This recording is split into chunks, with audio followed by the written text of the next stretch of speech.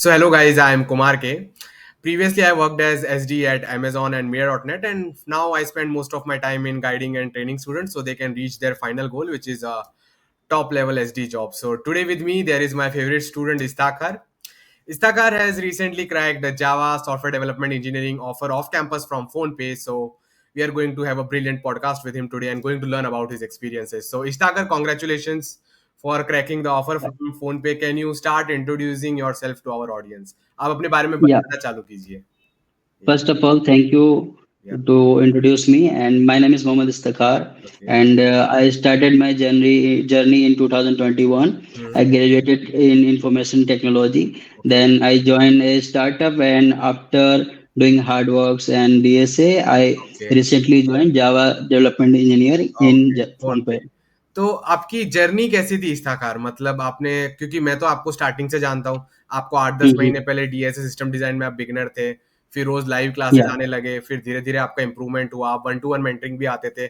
एक बात मैं इस्ताकार yeah. के बारे में बताना चाहूंगा कि इन्होंने आज तक एक भी क्लास मिस नहीं की है. कितनी भी टाइट सिचुएशन होती थी, कुछ भी हो, ऑफिस का प्रेशर, घर का प्रेशर, ये हमेशा क्लासेस में आए हैं. तो इनका बहुत इंप्रूवमेंट हुआ. अब मैं इनसे जानना चाहता हूँ कि इन्होंने वो 10-12 महीने पहले कैसे डील किया. तो इस तरह आप शॉर्ट में अपना जर्नी बताना चालू कीजिए डिटेल में. या सो स्टार्टिंग में एक मेरा मतलब डीएसए वगैरह बहुत सारा लो था। मैं मुझे बेसिक लेवल और मीडियम लेवल के क्वेश्चंस भी नहीं बनते थे, ओके. एंड कोडिंग के एसीपी के क्वेश्चंस भी नहीं सॉल्व हो पाते थे। एंड उसके बाद मैं आपको लिंक्डइन पे देखा, आपका पोस्ट वगैरह देखा, फिर मैंने क्लास ज्वाइन किया और फिर वो क्लास में कंटिन्यू करता रहा। फिर आपके कोर्सेज भी करता रहा। अच्छा. कोर्सेज में आपके टू पॉइंटर्स के, बाइनरी सर्च के, हैशिंग और डीपी के जो क्वेश्चंस और कोर्सेज का स्ट्रक्चर है वो बहुत अच्छा लगा। अच्छा. और फिर आपका 1-to-1 का जो सेशन चलता था उस पे बहुत सारा हेल्प मिला मेरे को। अच्छा. और उससे क्या इम्प्रूवमेंट हुआ कि मेरा थिंकिंग एबिलिटी इम्प्रूव्ड हो गया कि अच्छा. एक क्वेश्चन को अप्रोच कैसे करते हैं। क्योंकि आप और उसके उस अंदर ओए और सीपी के बहुत क्वेश्चन करते होंगे, तो उससे न्यू न्यू हाँ, क्वेश्चन हाँ। करने का प्रैक्टिस होता और होगा. फिर डेली में कॉन्टेस्ट करने लगा और फिर मेरा प्रॉब्लम सॉल्विंग स्किल्स इम्प्रूव हो गए। और फिर मतलब कि ज़्यादा मतलब लॉजिक्स वगैरह क्लियर्स होने लगे। फिर मैं आफ्टर 8 मंथ्स मेरा सारा चीज़ ये मतलब कि इम्प्रूव हो गया अच्छा सा। या ओके. तो ये तो आपने एकदम अच्छे से कर लिया. बट अब जो बहुत सारे स्टूडेंट्स हैं जो लोकल स्टार्टअप्स में काम कर रहे हैं, सर्विस बेस्ड कंपनीज में काम कर रहे हैं, उनका जनरली क्वेश्चन होता है, क्या सर सिर्फ स्टैंडर्ड डीएसए क्वेश्चन करके काम बन जाएगा कि भाई हमको न्यू न्यू ओए और सीपी के क्वेश्चन भी करने चाहिए अगर हमको प्रोडक्ट बेस्ड स्टार्टअप या फैंग टाइप की कंपनीज में जाना है? तो आपका ऑब्जर्वेशन क्या है नहीं, इस पर 2020? हाँ, प्रोडक्ट बेस्ड स्टार्टअप और मतलब फैंग टाइप की कंपनीज में क्या होता है ना, वो मीडियम हार्ड लेवल के क्वेश्चन भी पूछते हैं जो कि अनसीन होते हैं। तो ओके. उसमें क्या होता है ना कि नॉर्मल क्वेश्चन करने से नहीं होगा, ओए और सीपी भी करना होगा। अच्छा. ओए और सीपी करने से होगा कि आपको अगर न्यू क्वेश्चंस भी मिलते हैं तो वो अगला आप वो सॉल्व कर सकोगे। जैसे आप हर संडे और सैटरडे आकर के न्यू क्वेश्चन सॉल्व करवाते हो कंपनीज के, हाँ. उससे फायदा ये होता है ना कि हमें सोचने को मिलता है कि अभी करंट ट्रेंड में चल क्या रहा है, कौन ओके. सा क्वेश्चन हम अच्छे से सॉल्व कर सकते हैं। ओके. और न्यू न्यू टेक्निक सीखने को मिलता है ओके. उससे। ओके. तो like Java spring boot micro services का भी बहुत डिमांड है और बहुत सारे स्टूडेंट्स हम्म, ट्राई कर रहे हैं जो सर्विस बेस्ड और वर्किंग प्रोफेशनल में कि जावा में स्विच कर हम्म, जाए, बट उनको जावा प्रेप करने में बहुत दिक्कत होती है. तो लाइक आपसे लोग हम्म। जानना चाहते हैं कि जावा डेवलपमेंट और जावा की जो इंटरव्यू की प्रिपरेशन होती है उसका डिटेल रोड मैप बता सकते हैं कैसे करनी चाहिए वो एक स्टूडेंट या स्विच सो करना चाहता है. राइट. ओके, सो मोस्टली होते क्या है ना इंटरव्यूज में, जावा आपको मतलब पूरा कॉन्सेप्ट आना चाहिए। मोस्टली ओप्स कॉन्सेप्ट तो आने ही आने चाहिए। ओके. ओप्स कॉन्सेप्ट में एब्स्ट्रैक्शन क्या होते हैं, ओवरलोडिंग क्या होते हैं, ओवरराइडिंग क्या होते हैं, ये आने चाहिए। उसके बाद कुछ डीपर लेवल के एडवांस जावा के क्वेश्चंस होते हैं, जैसे कि इंटरफेसेस हो गए, लैम्डा फंक्शंस हो गए, फंक्शनल इंटरफेस हो गए, स्ट्रीम एपीआईज क्या होते हैं, और थ्रेड और एक्सेप्शन के क्वेश्चंस भी आपको मतलब अच्छे से आना और चाहिए। ये सब अगर मतलब अपर लेवल पे आने से चलेगा कि एकदम इन डेप्थ कोड के साथ पूरी नॉलेज होनी चाहिए क्रॉस क्वेश्चंस की भी? नहीं, अगर आप अच्छे कंपनी अच्छे प्रोडक्ट बेस्ड के लिए प्रिपेयर कर रहे हो तो फिर आपको इन डेप्थ आने चाहिए, क्योंकि ओके. ये डिपेंड करता है कि आपका उस समय इंटरव्यूज कैसा चल रहा है। ओके. हो सकता है कि आपको वो एक ही टॉपिक पकड़े और उस पे पूरा डीप में चला जाए, तो आपको अच्छा डीप तक आना चाहिए। अच्छा, अच्छा, अच्छा.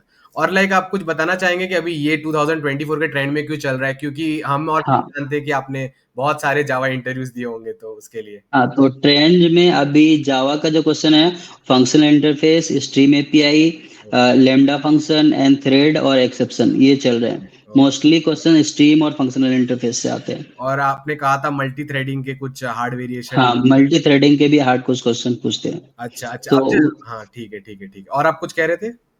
हाँ, वो मैं कर रहा था कि जब मैं जावा का प्रिपरेशन कर रहा था तो आपका जो डॉक है ना, जिसमें जावा के सारे कलेक्शंस लिखे हुए हैं, हाँ। सारे डिटेल्स लिखा हुआ है स्ट्रक्चर वाइज में, उससे प्रिपरेशन कर रहा था। तो उससे क्या हुआ ना, मेरे को मतलब एक आइडिया है। स्टार्टिंग से एंड तक मतलब फ्लो मिल गया कि हाँ ये होना चाहिए। अच्छा अच्छा, और उसमें बहुत सारे स्टूडेंट्स के जावा इंटरव्यू एक्सपीरियंसेस, तो आपको आइडिया आता हाँ रहता होगा कि हाँ कैसे जी, हाँ कैसे होता जी। है। चलो, उसमें तो हम्म, आपको भी मैं ऐड करवाता था, ठीक है।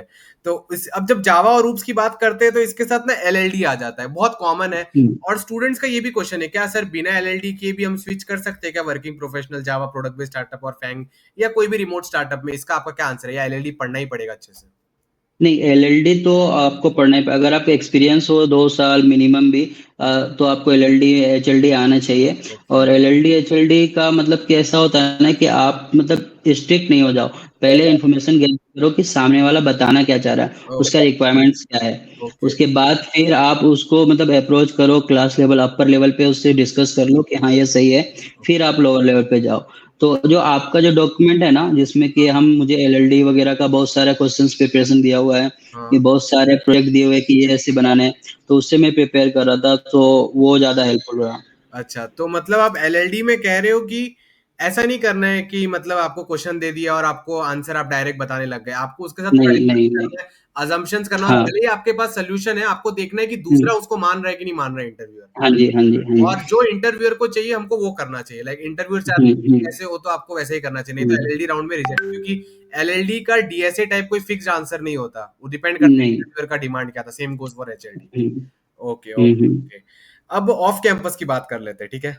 तो ऑफ हुँ। कैंपस में अभी मतलब जो रिसेशन का टाइम चल रहा है, मैंने यहाँ पर क्वेश्चन लिख के भी रखा है कि क्या करना चाहिए ऑफ कैंपस में अभी ज्यादा से ज्यादा इंटरव्यूज लाने के लिए, क्योंकि नहीं हो पा रहे, बच्चे बहुत ट्राई कर रहे हैं जावा एसडी के, नहीं मतलब उतने इंटरव्यू लग पाते। तो आप कैसे इन हाँ। सबसे डील किया आपने, और आप सो कैसे? अभी क्या हो रहा है के लिए, अभी रिसेशन के समय पे क्या चल रहा है ना कि आप नॉर्मली अप्लाई करते हो ना तो आपको रिस्पॉन्स नहीं आते हैं। ओके तो उसके लिए क्या करना है, अभी रेफरेंस चल रहे हैं, तो आप डायरेक्टली एचआर को रीच आउट करके या फिर कोई एक पर्सन को जो उस कंपनी में काम कर रहे हैं, रीच आउट करके कोल्ड मेलिंग के थ्रू ओके, तो और आप कह रहे हो ईमेल। कि कोल्ड ईमेलिंग और कोल्ड मैसेजिंग करनी चाहिए, उससे ज्यादा yes, better result? Cold emailing और कोल्ड मैसेजिंग कर सकते हो आप लिंक्डइन पे, ओके और उससे आप रिस्पॉन्स ले सकते हो। तो फिर क्या होगा ना, इंटरव्यू शेड्यूल हो जाएगा जल्दी, ओके। तो फिर वो ज़्यादा फास्ट फॉरवर्ड और होता है। डायरेक्ट अप्लाई करना रेफरल करने से उतना बेनिफिट नहीं हो रहा है? डायरेक्ट उतना अभी किसी के पास नहीं रहता, मतलब उतना कोई नहीं देखता डायरेक्ट अप्लाई करने के पास, मोस्टली आज रेफरेंस और रेफरल ही काम करते हैं। ओके। और लाइक अगर कोई बच्चे को गाइडेंस चाहिए कि उसको और ज्यादा इंटरव्यूज कैसे आए, तो उसको कैसे ऑप्टिमाइज करना चाहिए? कोल्ड ईमेलिंग कोल्ड मैसेजिंग तो सीख गया, अब उसको और क्या क्या करना चाहिए? हम्म। और उसको ये करना चाहिए ना, पहले उसको ट्रैक करना चाहिए कि मतलब जिस जिस प्लेटफॉर्म में वो अप्लाई कर रहा है, तो उस प्लेटफॉर्म में किससे ज़्यादा इसको रिस्पॉन्स आ रहा है, किस पे कम रिस्पॉन्स आ रहा है, किस में किस टाइप का उसने अपना डिटेल्स फिल करके रखा है, और उसका रिज्यूमे क्या स्ट्रक्चर क्या है। अगर इसके बाद भी कुछ प्लेसेस पे अगर उसको रिस्पॉन्स नहीं आ रहा है, तो हाँ। वो ये कर सकता है कि वो अपना रिज्यूमे किसी से रिव्यू करवा सकता है। हम्म, कोई भी, जैसे कि आपसे मैंने रिज्यूमे रिव्यू करवाया था बहुत फर्स्ट टाइम। बार। हाँ, तो रिज्यूमे रिव्यू करवा करके उसका स्ट्रक्चर और प्रोजेक्ट्स वगैरह ऐड करवा सकता है, ओके। और एक्सपीरियंस वगैरह, तो फिर उससे ज़्यादा रिस्पॉन्स आने के तो चांसेस मतलब रहते हैं। आप कह रहे हो कि सब दूसरी दूसरी वेबसाइट से आपको ट्राई करना चाहिए, और आपको देखना चाहिए कहाँ पर ज्यादा रिस्पॉन्स आ रहा है, वहां और ज्यादा ट्राई करना चाहिए। हाँ, हाँ। Okay okay okay. तो अब रिसेशन का टाइम चल रहा है, और लेट से हमको ऑफर मिल भी गया, बट आपने कहा था कि ऑफर मिलने के बाद कुछ चीजों का ध्यान रखना चाहिए, क्या आप वो प्लीज बताना चालू कर सकते हैं इस ताका? हाँ, ऑफर मिले मतलब कि अभी रिसेशन का टाइम चल रहा है, अगर आपको ऑफर मिल गया है और सामने से एचआर बोल रहे हैं कि आपको 1 वीक में ऐड ज्वाइन करना है, हाँ। तो आप जल्दी से जल्दी 1 वीक में ज्वाइन कर लो, क्योंकि रिसेशन के समय में अगर आप उससे ज़्यादा टाइम लोगे तो उसके बीच में कोई ना कोई बंदा आ जाएगा और आपका अच्छा, पोजीशन चला जाएगा मतलब फिर। आपको पूरा चीजों को सेफगार्ड करके रखना चाहिए, राइट? हाँ मतलब जी, हाँ आपको जी। ऑफर आया है तो आप जल्दी से उनसे निगोशिएशन करो अपने ऑफर लेटर के साथ, और हुँ। कंपनी ज्वाइन कर लो, ज्यादा उनको डिले नहीं करना, एक वीक से ज्यादा डिले नहीं, नहीं करना चाहिए आपको, नहीं तो। 1 वीक से ज़्यादा नहीं। Okay okay okay.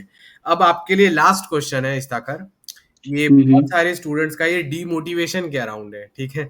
तो हुँ, इसका हुँ। अभी हम आपको पूछेंगे, आपको आंसर बताना है कि मतलब बहुत सारे स्टूडेंट्स का यही क्वेश्चन है कि एक तो हम ट्राई करते हैं, समझो हुँ, कभी हुँ। इंटरव्यू नहीं लगा, कभी इंटरव्यू फेल हो गया, कभी ओए नहीं लगा, कभी ओए फेल हो गया, कभी बहुत बार अप्लाई करे फेल हो गया, या फिर हुँ, कभी हुँ। बहुत बार ये भी होता है कि भाई हमको अपने ऑफिस से बहुत वर्क प्रेशर आ रहा है, ठीक है। ऑफिस से बहुत वर्क प्रेशर आ रहा है, तो एक वर्किंग प्रोफेशनल जो मतलब ऑफिस में भी काम कर रहा है और समझो उसको बहुत वर्क प्रेशर भी है, तो वो कैसे मैनेज करे, वो कैसे पढ़ाई करे डीएस सिस्टम डिजाइन का और ये सब, वो कैसे मैनेज करे? तो उसमें क्या होता है, वो सिचुएशन को मैंने भी फेस किया, क्योंकि मैं भी स्टार्टअप में काम करता था। 15-16 घंटा काम करने पड़ते थे, तो मैं क्या करता था ना, मैं लेट नाइट को आपका कोर्स वगैरह जो देखता था, और मॉर्निंग में उसका मतलब कि रिवाइज करता था डॉग को। ओके। तो आप इस तरीके से कर सकते हो टाइम को मैनेज। और सैटरडे संडे तो आपको मिलेंगे ही, तो सैटरडे संडे का फुल यूटिलाइज कर सकते हैं, ओके। इससे फायदा मिलेगा। ओके, मतलब आपका कैसा भी सिचुएशन है आपको अपने लिए एक्स्ट्रा टाइम निकाल के पढ़ना ही है, क्योंकि हाँ। मैं जानता हूँ आपको भी इतना प्रेशर होता था, बट आप रोज सेशन में दिखते थे। तो जब हम्म। इस्ताकार मैनेज कर सकते तो आप लोग क्यों नहीं कर सकते? That would be the answer. ठीक है। Okay Istakar, yes. आपसे बात करके बहुत अच्छा लगा। होपफुली और बहुत सारे स्टूडेंट्स आपके जैसे प्रोडक्ट बेस्ड स्टार्टअप्स और फैंग ऑफर्स क्रैक करते रहे। Nice to talk to you इस्ताकार।